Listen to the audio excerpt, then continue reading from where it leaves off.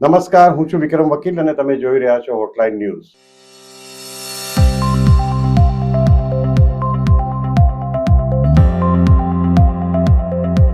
જિગ્નેશ મેવાણીને જે વાણી વિલાસ છે ધીમે ધીમે દિવસે દિવસે વધતો જાય છે. હમણાં એમણે એક કાર્યક્રમમાં નરેન્દ્ર મોદી વિશે તૂતાથી વાત કરી અને ત્યાર પછી પાછું એમના જે ગમતો વિષય છે હર્ષ સંઘવી એના પર પાછા આવી ગયા. એમ લાગે છે જિગ્નેશ મેવાણીને હર્ષ સંઘવીનું કોઈ ઓબ્સેશન થઈ ગયું છે કે કદાચ એમને તો ઈચ્છા હોય કે હું પણ ભવિષ્યમાં હોમ મિનિસ્ટર બની શકીશ, તો હમણાં મારે હોમ મિનિસ્ટર કોણ છે એટલે એમના પ્રત્યેનો એક ઈર્ષાભાવ પણ એમના મનમાં આવ્યો હોય.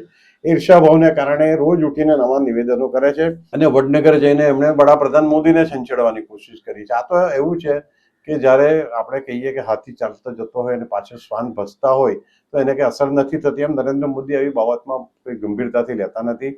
એમને આખા દેશમાંથી કરોડો લોકોનો પ્રેમ છે અને જ્યારે તેઓ મુખ્યમંત્રી હતા અને 2002ના કોમવાદી હુલ્લડો થયા હતા ત્યારે તો દેશ અને દુનિયામાં એમના માથે કારણ વગરના જે માછલા ધોવાયા હતા એ બધાથી ટેવાઈ ગયા છે.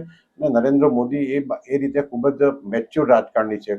એ કોઈને કોઈ દિવસ તમે જુઓ કે સ્ટેજ પરથી આ રીતે કક્ષાની કોઈ દિવસ કોઈ સમક્ષ વાત નથી કરી એમણે, અને એટલે જે નરેન્દ્ર મોદી છે. હવે આ જિગ્નેશ મેવાણીની સાયકોલોજીકલ અભ્યાસ કરવાની જરૂર છે લોકોએ, અને ખાસ તો સાયકેટ્રિસ્ટ છે કે એમને એવું કઈ અછતનો અનુભવ થયો છે બાળપણમાં કે એમને શું એવું છે ખૂટે છે કે જેને કારણે એમનું ફ્રસ્ટ્રેશન વારંવાર નીકળે છે. આજે આ બાબતની ચર્ચા કરશે જાણીતા પત્રકાર કિરીટભાઈ ત્રિવેદી આજે આપણી સાથે છે.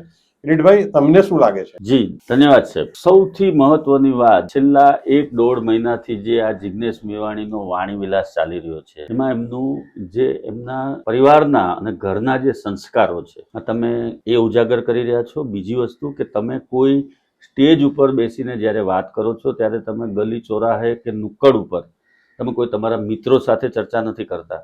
આપણે અંદર ચર્ચા કરતા હોઈએ અને વડાપ્રધાનને તું તાથી વાત કરીએ તો એ વસ્તુ અલગ છે. આખી એ તમે મિત્રોની સાથે બેઠા હો કે પરિવારમાં બેઠા હો અને ચર્ચા કરો તો એ અલગ છે. કે મોદી આવો કે મોદી તેવો એ કહેવું એ અલગ વાત છે.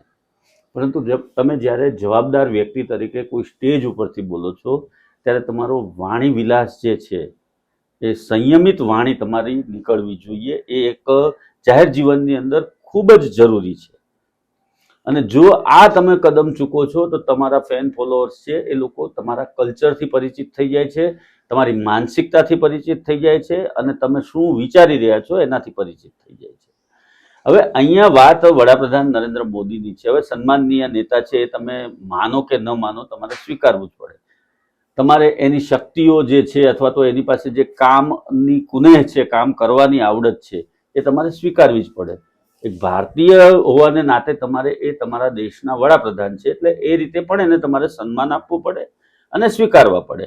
એના નિર્ણયોની ઉપર તમે ટિપ્પણી કરી શકો, પરંતુ એ નિર્ણયોની ઉપર તમે ટીકા ટિપ્પણી કરતા એની સાથે અભદ્ર ભાષામાં કે અભદ્ર શબ્દનો ઉપયોગ કરી અને તું તા ન કરી શકો. આ એક બહુ વણ લખાયેલો નિયમ છે કે દેશના વડાપ્રધાન વિશે તમે વાત કરતા હો, રાષ્ટ્રપતિ વિશે વાત કરતા હો કે કોઈ મુખ્યમંત્રી, ગૃહમંત્રી કે કોઈના પણ વિશે વાત કરતા હો, જાહેર મંચ ઉપરથી તમે આ રીતે ન બોલી શકો. બીજી વસ્તુ કે વડાપ્રધાન એક એવું મટીરિયલ છે વિક્રમભાઈ કે એ ક્યારેય પણ પોતાના જે વિરોધી હોય એનું નામ સ્ટેજ ઉપરથી લેતા નથી. 2014માં એ વડાપ્રધાન બન્યા, પછી ગુજરાતમાં પાટીદાર અનામત આંદોલન થયું અને હાર્દિક પટેલે મુખ્યમંત્રીથી માંડી અને એમના સુધી જે અથવા તો ભારતીય જનતા પાર્ટીના નેતાઓ ઉપર જે ગાળોનો વરસાદ કર્યો હતો જે તે સમયે, ત્યારે એમણે એક પણ પ્રકારનું રિએક્શન આપ્યા વગર, એક પણ જગ્યાએ નિવેદન આપ્યા વગર અને હાર્દિકનો હ પણ બોલ્યા વગર એને જે મેસેજ પાસ કરવાતા એ એમણે એમની આગવી આવડતથી બિટવીન ધ લાઇન્સ કહી દીધા હતા. અને એમણે એનો મેસેજ જે હતો એની જે વિચારધારા છે એ એણે સ્પષ્ટ કરી હતી જે તે સમયે. આજની તારીખમાં પણ એ આટલું, ભલે તમે એને ગમે એટલું કહેશો, ગમે એ રીતે એને વાત કરશો, સંબોધન કરશો, એના કાર્ય પદ્ધતિમાં, એની વિચારસરણીમાં કે બીજી કોઈ જગ્યાએ તમે એને ડિસ્ટર્બ નહીં કરી શકો. અને નહીં કરી શકો એની પાછળનું કારણ છે કે કદાચ જિગ્નેશ મેવાણીની જેટલી ઉંમર છે ને એટલું તો આ માણસ પાસે રાજકીય અનુભવ છે, 25 વર્ષનું બેદાગ રાજકીય જીવન અને 25 વર્ષનું વાંચન અને ભારત ભ્રમણ, આ બે વસ્તુનો મેળ કરો. 25 વર્ષ તો સત્તામાં રહ્યા, એ પહેલા પણ જ્યારે એ RSS ના જ્યારે સંઘના સંઘના કાર્યકર તરીકે એમનું વાંચન વર્ષો અને સુધી સતત પ્રવાસો, સતત લોક સંપર્કો, હિમાચલની અંદર ભારતીય જનતા પાર્ટીને સત્તા ઉપર લાવવાથી માંડી અને ગુજરાતનું શાસન સંભાળવાથી માંડી અને અત્યારે દેશનું શાસન લગભગ 11 વર્ષથી સંભાળવા સુધીની જે સમય એમનું જે 50 વર્ષનું ઓલમોસ્ટ આપણે એમ કહી શકીએ એમનું રાજકીય જીવન છે. 76-77 લાઇમલાઇટમાં આવ્યા હતા કટોકટી વખતે. નરેન્દ્ર મોદી છે, હરીન પાઠક છે, અશોક ભટ્ટ છે, આ બધા 76-77 ના હીરોઝ હતા. ઇન્દિરા ગાંધીએ જ્યારે કટોકટી મૂકી ત્યારે એ જે બધા વોન્ટેડ હતા અને ફરતા રહેતા હતા, છુપાઈને ફરતા હતા, પત્રિકાઓનું વિતરણ કરતા હતા, કોંગ્રેસને હરાવવા માટે અંડરકરન્ટ કામ કરતા હતા, ત્યારે ખુલીને આટલા લોકો બહાર પણ નતા આવ્યા.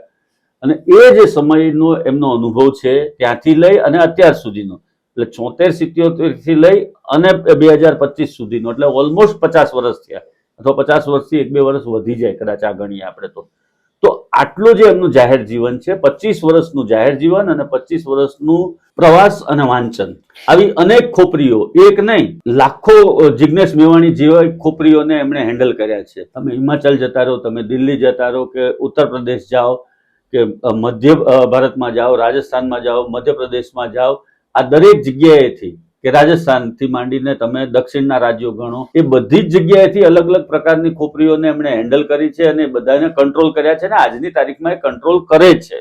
એની નજર ફરે ત્યાં ધારાસભ્યોના અને મંત્રીઓના અને સાંસદોના મન અને મસ્તિષ્ક બધું જ બદલાઈ જાય, એના વિચારો પણ બદલાઈ જાય, એની નજર એક વખત આમ ફરે એની સામે ત્યાં. તો હવે આ લેવલે પહોંચેલા વ્યક્તિને તમે કઈ રીતે આવું કહી શકો ને તું તુકારા કરી શકો? બીજું વિક્રમભાઈ, હું તમને કહું કે આજે મારે જો ફેમસ થવું છે તો મારા કરતા 10 ગણો કે 1000 ગણો જે શક્તિશાળી પત્રકાર છે ગુજરાતની અંદર કે દેશની અંદર, હું એને જાહેરમાં ગાળો આપું એટલે હું ઓટોમેટિકલી એની સાથે સાથે હું ફેમસ થઈ જવાનો કે ભાઈ પેલા પત્રકારે આ પત્રકારને આવી રીતના જાહેરમાં કીધું.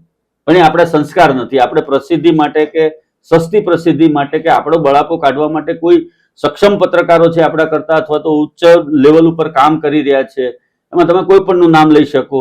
કે દાખલા તરીકે હું રવીશ કુમારને વિશે એલફેલ બોલું કે સુધીર ચૌધરી વિશે એલફેલ બોલું તો ઓટોમેટિકલી સુધીર ચૌધરી કે રવીશ કુમારની જે લેવલ છે એ લેવલને હું પહોંચતો નથી ક્યારેય, હું એને બીટ નથી કરી શકતો ક્યારેય, પણ એની સાથે મારું નામ જોડાઈ જશે, મારું નામ ચર્ચામાં આવી જશે.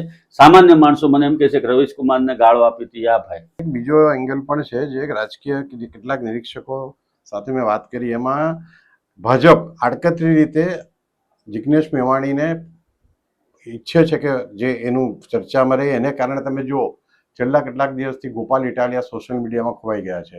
એટલે આમ આદમી પાર્ટીને માપમાં રાખવા માટે જિગ્નેશ મેવાણીને થોડો મોટો ભાવ બનાવવો પણ જરૂરી છે. અને જે સોશિયલ મીડિયામાં જિગ્નેશ મેવાણી છવાયા છે એને કારણે સૌથી વધારે પેટમાં દુખ્યું છે આમ આદમી પાર્ટીને. કારણ કે મોટા નેતાઓને એમ થાય છે કે અમારા પછી આવેલો આ માણસ આ ચર્ચામાં છે, એ કંઈ લોકપ્રિય નથી થઈ ગયા જિગ્નેશ મેવાણી, ચર્ચામાં છે. ચર્ચામાં હોવું અને લોકપ્રિય થવું એ બેમાં આસમાન જમીનનો ફેર છે.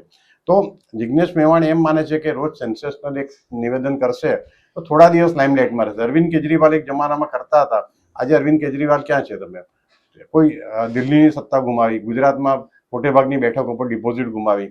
એટલે આ રીતે અને કોંગ્રેસના જે બુદ્ધિશાળી નેતાઓ છે કે જે હાઈકમાન્ડ છે એ સારી રીતે સમજે છે. હાઈકમાન્ડમાં પણ કેટલાક બેકૂફ એવા બેઠા છે કે કેસી વેણુગોપાલ જેવા વેસ્ટેડ ઇન્ટરેસ્ટ કે જે કોંગ્રેસનું પતન થાય કે કોંગ્રેસની જેમ બને દિવસે દિવસે નબળી પડતી જાય કોંગ્રેસ, એનાથી એમને ફેર નથી પડતો. એમનો પોતાનો એજન્ડા ચલાવવો હોય છે. જિગ્નેશ મેવાણી પણ એમાંના એક હાથા બની રહ્યા હોય એવી શક્યતા છે. જી ચોક્કસપણે. અને બીજું કે જિગ્નેશ મેવાણી જેવા હજી રાજકીય જીવન જેમનું 10 વર્ષનું માંડ થાય છે, એવા નેતાઓ જ્યારે આવા પ્રકારનો વાણી વિલાસ કરે ત્યારે આપણને એની દયા આવે છે. અને એની પોલિટિકલ કરિયર હજી ખૂબ લાંબી છે, જે પ્રમાણે એ આગળ વધી રહ્યા છે એ જોતા. તો એ પોલિટિકલ કરિયર દરમિયાન વિક્રમભાઈ એક શક્યતા, રાજકારણની અંદર બધી જ વસ્તુ શક્ય છે. એક પહેલા સમજી લેવું જોઈએ કે આપણે એવું પણ કહી શકીએ કે આજે અહીંયા છે એ કાલે ત્યાં પણ હોઈ શકે છે. કોણ કલ્પના કરી શકે કે અર્જુન મોઢવાડિયા ભારતીય જનતા પાર્ટીમાં જોડાઈ શકે છે, કે કુંવરજી બાવળિયા ભારતીય જનતા પાર્ટીમાં આવી શકે છે? કોઈને કલ્પના નહોતી અર્જુન મોઢવાડિયાની, કેમ કે એના જે નિવેદનો હતા એમના, તમે વડાપ્રધાન નરેન્દ્ર મોદી જ્યારે ગુજરાતના મુખ્યમંત્રી હતા અને વિરોધ પક્ષના નેતા હતા ત્યારના એમના નિવેદનો તમે જુઓ, ત્યારની એમની જે આક્ષેપો હતા કે જે કાંઈ એ બોલતા હતા એ જુઓ, અને ત્યાર પછી એમણે એકદમ જ એમની હોળીનું શર્ટ, રાજકીય હોળીનું શર્ટ બદલાવી અને મંત્રી પદ સુધી એ પહોંચી ગયા અત્યારે ભારતીય જનતા પાર્ટીની સરકારમાં. તો તમે વિચાર કરો કે આ કયા લેવલ સુધી આ બધું જઈ શકે છે રાજકારણ.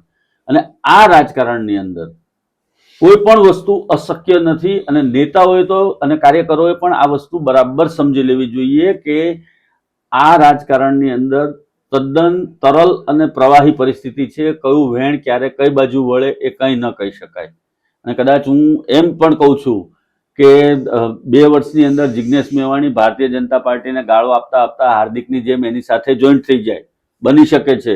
જો હાર્દિક પટેલ વિરમગામમાંથી ટિકિટ લઈ અને ભારતીય જનતા પાર્ટીના કમળ ઉપર ચૂંટાઈ શકતા હોય તો આવા જિગ્નેશ મેવાણી કે એવા અનેક નેતાઓ છે કે જે હજુ પણ આમ રાહ જોઈ રહ્યા છે કે ભાજપવાળા એના માટે લાલ જાજમ પાથરે તો એ લોકો દોડીને ત્યાં ચોક્કસ ઘૂસવા માટે તૈયાર છે. તમે એકદમ સાચી વાત કહી. આ જિગ્નેશ મેવાણી રાહ જોઈ રહ્યા છે કે ટોચની નેતાગીરી ભાજપની, એટલે કે નરેન્દ્ર મોદી અને અમિત શાહ એમને જરા થોડું એમના સામે સ્માઇલ પણ આપે એમને, તો આ તરત પડી જાય એમ છે, તરત જ ભાજપ તરફી થઈ જાય એમ છે અને ભાજપમાં જોડાઈ પણ જઈ શકે.